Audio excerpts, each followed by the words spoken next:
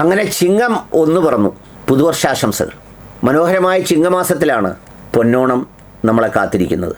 മലയാളി ജാതിമത ഭേദമന്യേ ഏറ്റവും ആഘോഷപൂർവ്വം സന്തോഷപൂർവ്വം ഒത്തുചേരുന്നതും യാത്ര ചെയ്യുന്നതും പലതും വാങ്ങുന്നതും വിൽക്കുന്നതും മോടി പിടിപ്പിക്കുന്നതും എല്ലാം ഈ മാസത്തിലാണ്. അതിൻ്റെ ഒരു സന്തോഷം എല്ലാ മനുഷ്യരുടെയും മനസ്സിലിങ്ങനെ ഉണ്ടാവും. ഇനി എല്ലാവരും പറയുമ്പോൾ ഓണവും അതുപോലെ തന്നെ ഈ പറഞ്ഞ അതിൻ്റെ ആഘോഷങ്ങളും ഒക്കെ ചേർത്ത് വെച്ചായിരിക്കും സംസാരിക്കുക. തിരുവോണം കഴിഞ്ഞ് അല്ലെങ്കിൽ ഓണം കഴിഞ്ഞ് അല്ലെങ്കിൽ ഓണത്തിന് മുമ്പ് എന്ന് കാലത്തെയും സമയത്തെയും പോലും നമ്മൾ അടയാളപ്പെടുത്തും. സന്തോഷങ്ങളുടെ നന്മയുടെ ആൾക്കൂട്ടങ്ങൾ എപ്പോഴും ഒരുപാട് ഇഷ്ടമാണ് എനിക്ക്. ആൾക്കൂട്ടങ്ങൾ 2 തരത്തിൽ ഉണ്ടാവാറുണ്ട്. മനുഷ്യരെല്ലാം കുറച്ചൊക്കെ പച്ച മനുഷ്യരായി നിൽക്കുന്ന ആൾക്കൂട്ടത്തിലൊന്ന് ഈ മരണാനന്തര ചടങ്ങുകൾക്കാണ്. മരിച്ചു കഴിഞ്ഞുള്ള ഇടങ്ങളിലാണ്. അവിടെ കുറേയൊക്കെ ഏറെക്കുറെ എല്ലാമെന്ന് പറഞ്ഞില്ലെങ്കിലും മനുഷ്യൻ ചില സ്വാഭാവിക മനുഷ്യരായി മാറും. എന്നാൽ നന്മയുടെ ആൾക്കൂട്ടങ്ങളിൽ ചേരുക എന്ന് പറയുന്നത് വളരെ സന്തോഷമുള്ള കാര്യമാണ്. ഞാൻ പറയാൻ വന്നത് വേറൊന്നുമല്ല. ഈ പറയുന്ന ഈ കഴിഞ്ഞുപോയ കർക്കിടക മാസം എന്നെ സംബന്ധിച്ചിടത്തോളം ഒരുപാട് സന്തോഷകരവും നന്മയുള്ളതുമായ കാര്യങ്ങൾ ചെയ്യാനായി എന്നത് ഒരു പ്രധാന കാര്യമാണ്. ഇനി വരാൻ പോകുന്ന ചിങ്ങത്തിൽ ഓണത്തിനോട് ചേർത്ത് വെച്ച് നബിദിനമെന്ന ഒരു ദിനം കൂടി വരുന്നുണ്ട്.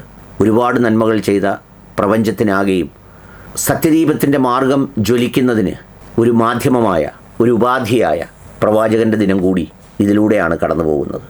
ഞാൻ സൂചിപ്പിച്ചതുപോലെ ഈ പോയ കർക്കിടക മാസത്തെ കള്ളക്കർക്കിടകം എന്നൊക്കെ പറയുമ്പോഴും ഒരുപാട് നന്മയുള്ള കാര്യങ്ങൾക്കൊപ്പം കൂടാനും അതിനോട് ചേർന്ന് നിൽക്കാനും ആ സന്തോഷങ്ങളിൽ പങ്കെടുക്കാനും കഴിഞ്ഞു എന്ന് പറയുന്നത് ഒരു ഭംഗിവാക്കല്ല. കഴിഞ്ഞ 8 വർഷക്കാലമായി തുടരുന്ന വിശപ്പുരഹിത കരുനാഗപ്പള്ളി എന്ന് പറയുന്ന ഈ സമൂഹത്തിൻ്റെ ചുറ്റുപാടുകളിലുള്ള മനുഷ്യർക്ക് ഓരോ മാസത്തെ റേഷൻ സാധനങ്ങൾ അവരുടെ വീടുകളിലേക്ക് എത്തിക്കുന്ന ഒരു ഹൃദയസ്പർശിയായ ചടങ്ങ് ഈ കർക്കിടക മാസത്തിലാണ് ഇലക്ഷനുമൊക്കെ പ്രമാണിച്ച് അല്പം വൈകി ആരംഭം കുറിക്കാനായത്. കഴിഞ്ഞ 9 വർഷമായി തുടർന്നു പോരുന്ന വിശപ്പുരഹിത കരുനാഗപ്പള്ളി എന്ന പേരിൽ നമ്മുടെ സമൂഹത്തിലെ ഏറ്റവും പ്രയാസപ്പെടുന്ന കുടുംബങ്ങളെ അവർക്ക് ഭക്ഷ്യധാന്യ കിറ്റ് വീടുകളിലേക്ക് എത്തിക്കുന്ന മഹത്തായ ഒരു സംരംഭമാണ്. അത് ആരംഭിച്ചത് ആദിവാസിയായ മധു എന്ന യുവാവ് ഭക്ഷണം സാധനം മോഷ്ടിച്ചു എന്ന് പറഞ്ഞ് അടിച്ചു കൊന്ന ഒരു സന്ദർഭത്തിൽ, മർദ്ദിച്ച് കൊലപ്പെടുത്തിയ ഒരു സന്ദർഭത്തിൽ എങ്ങനെയാണ് ഇതിനെ നേരിടേണ്ടത്? വെറും ഫേസ്ബുക്കിൽ പോസ്റ്റ് ഇട്ടാണോ, അല്ലെങ്കിൽ എഴുതിയാണോ, അല്ലോർ ആരോടെങ്കിലും പരാതി പറഞ്ഞാണോ, പരിഭവം പറഞ്ഞാണോ? അങ്ങനെയല്ല വേണ്ടത്. മറിച്ച് അതിനുതകുന്ന മറ്റൊരു മാർഗം തുറക്കലാണെന്ന തിരിച്ചറിവിലൂടെയാണ് ഈ വിശപ്പുരഹിത കരുനാഗപ്പള്ളി എന്ന് പറയുന്ന ഈ പരിപാടി ആരംഭിച്ചത്. ഇതിൻ്റെ ആത്യന്തികമായ ലക്ഷ്യം, ഇതിൽ രാഷ്ട്രീയമില്ല, ജാതിമത വ്യത്യാസങ്ങളില്ല. ഇതിൽ ആത്യന്തികമായ ലക്ഷ്യം പരലോകമാണ്, പടച്ചവനാണ്. അന്നദാനത്തോളം മഹത്തരമായ മറ്റൊന്നുമില്ലെന്ന് എല്ലാ മതങ്ങളുടെയും പ്രത്യയശാസ്ത്രങ്ങൾ ആവർത്തിച്ച് പറയുന്നുണ്ട്. ഇതിൽ വ്യക്തിപരമായി എനിക്കൊരു വൈകാരികത കൂടിയുണ്ട്. അതുകൊണ്ടുകൂടിയാണ് എന്തെല്ലാം പ്രയാസങ്ങൾ ഉണ്ടായാലും ഇത് തീരരുത് എന്ന് ആഗ്രഹിക്കുന്നത്. കാരണം ഇത്തരമൊരു പരിപാടിക്ക് എനിക്ക് ഒരുപാട് പ്രേരണയായത് എൻ്റെ ഉമ്മയായിരുന്നു. മരണപ്പെടുന്നതിന് 2 വർഷം മുമ്പും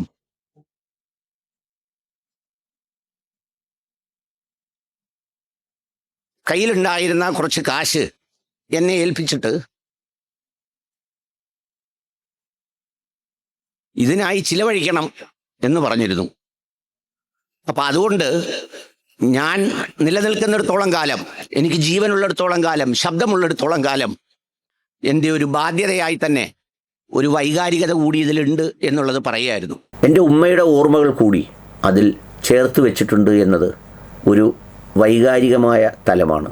പ്രാർത്ഥിക്കുക എൻ്റെ ഉമ്മയ്ക്കും എല്ലാവർക്കും വേണ്ടി. പിന്നെ മറ്റൊന്ന്, ഈ കഴിഞ്ഞ കർക്കിടക മാസത്തിലെ ഏതാണ്ട് 4-5 ദിവസങ്ങളിൽ ഓച്ചിറ പരബ്രഹ്മ ക്ഷേത്രത്തിൻ്റെ മൈതാനിയിലായിരുന്നു പല കാരണങ്ങളുമായി. രാമായണ പ്രഭാഷണവുമായി ഒരു ദിവസം, മറ്റൊരു ദിവസം പ്രിയപ്പെട്ട സഹോദരൻ CR മഹേഷ് MLA അവിടെ അന്നദാന വിതരണത്തിലും ആ സ്ഥലങ്ങളിലുമൊക്കെ ചുറ്റിത്തിരിഞ്ഞ് അങ്ങനെ നടന്നു. പിന്നെ സംസ്ഥാനത്തെ റവന്യൂ വകുപ്പ് മന്ത്രി AP അനിൽകുമാർ സാർ ആദ്യമായി ഒരു റവന്യൂ മന്ത്രി ഏതാണ്ടൊരു 3-3.5 മണിക്കൂറോളം ഓച്ചിറ പരബ്രഹ്മ ക്ഷേത്രത്തിൽ ചെലവഴിക്കുന്നതിനോടൊപ്പം സാക്ഷിയായി കൂടാൻ കഴിഞ്ഞു. കഴിഞ്ഞ ദിവസം ഇന്ത്യയുടെ ദേശീയ നേതാവ് KC വേണുഗോപാൽ MP അവിടെ എത്തിയപ്പോഴും അദ്ദേഹത്തോടൊപ്പവും ആ ക്ഷേത്രത്തിൻ്റെ പരിസരങ്ങളിൽ ഇങ്ങനെ നടക്കാൻ കഴിഞ്ഞു. ആ ക്ഷേത്രത്തിൻ്റെ മൈതാനിയിലൂടെ അങ്ങനെ നടക്കുമ്പോൾ വിശ്വാസപരമായി എനിക്ക് വ്യതിരിക്തതയൊക്കെ നിലനിൽക്കുമ്പോൾ തന്നെ നാനാ അവസ്ഥകളിലുള്ള മനുഷ്യർ, ഭിക്ഷക്കാർ മുതൽ വലിയ ഉന്നത ഉദ്യോഗസ്ഥർ വരെ, പിന്നെ വിവിധ ജാതിയിലും മതത്തിലും പെട്ട മനുഷ്യർ, തൊഴിലിടങ്ങളിൽ വ്യത്യസ്തതകൾ നിറഞ്ഞ മനുഷ്യർ എന്ന് വേണ്ട ഈ പ്രപഞ്ചത്തിൽ എന്തെല്ലാം വൈവിധ്യങ്ങളുണ്ടോ, വൈവിധ്യമായ വികാരങ്ങളുണ്ടോ, ആ വികാരങ്ങളൊക്കെ വിശ്വാസത്തോടൊപ്പം സമന്വയിക്കുന്ന ആ മനുഷ്യൻ്റെ പോസിറ്റിവിറ്റി നിറഞ്ഞ ഒരു അന്തരീക്ഷത്തിലൂടെ അങ്ങനെ നടന്നു.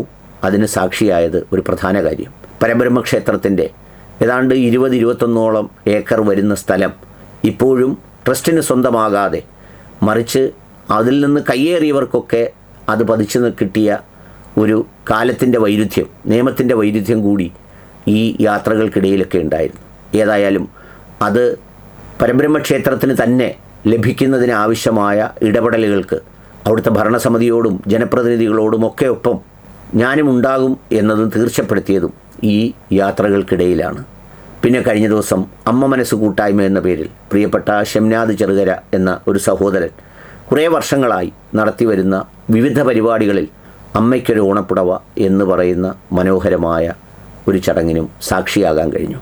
ആൾക്കൂട്ടങ്ങളും ആരവങ്ങളുമൊക്കെ സാന്നിധ്യവും ശക്തിയുമാണെന്ന് തോന്നുന്നെങ്കിലും പലപ്പോഴും പ്രകടമായി നിൽക്കുന്ന അവരുടെ തിരശ്ശീലയ്ക്ക് പിന്നിലെ പണികൾ കൂടി അതിജീവിച്ച് വേണം ഈ സമൂഹത്തിൽ നന്മ ചെയ്യാൻ.